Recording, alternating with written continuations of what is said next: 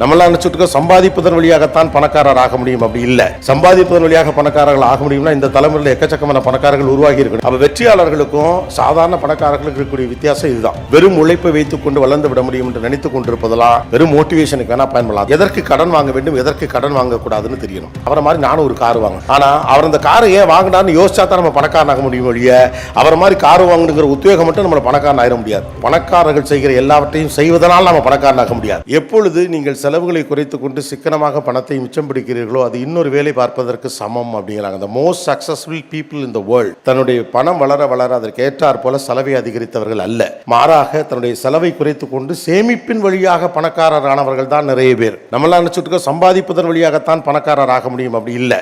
சம்பாதிப்பதன் வழியாக பணக்காரர்கள் ஆக முடியும்னா இந்த தலைமுறையில் எக்கச்சக்கமான பணக்காரர்கள் உருவாகி இருக்கணும். சம்பாதிக்கிறதுக்கு தெரியற நமக்கு அதை நிர்வாகம் பண்றதுக்கான ஐடியாக்கள் பெரிதாக இருந்ததில்லை. இதுதான் நார்மலா ஒருத்தர் பணக்காரர் ஆகிறதுக்கும் ஒருத்தர் சூப்பர் பணக்காரர் ஆகிறதுக்கும் இருக்கக்கூடிய வித்தியாசம். நம்ம எல்லார்ட்டையும் அது இருக்கும். 1000 ரூபாய் காசு வந்துச்சுன்னா அதுக்கடுத்து 2000 ரூபா வந்துச்சுன்னா 1000 ரூபா செலவை 1500 ரூபாயை மாற்றுவோம்.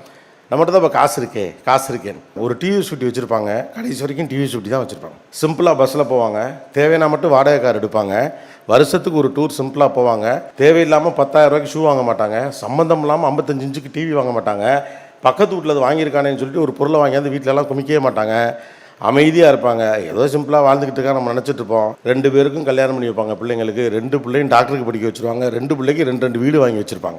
ஏன்னா அவங்க பொருளாதாரம் உயர தங்கள் செலவுகளை உயர்த்தி கொண்டவர்கள் அல்ல, மாறாக பொருளாதாரம் உயருகிற போதும் தங்கள் செலவை கட்டுக்குள் வைத்து அதன் வழியாக அசட்டை பில்ட் பண்ணுறது. There are 2 kinds of people who are walking in the world. The one is the people, those who are saving money and building the wealth.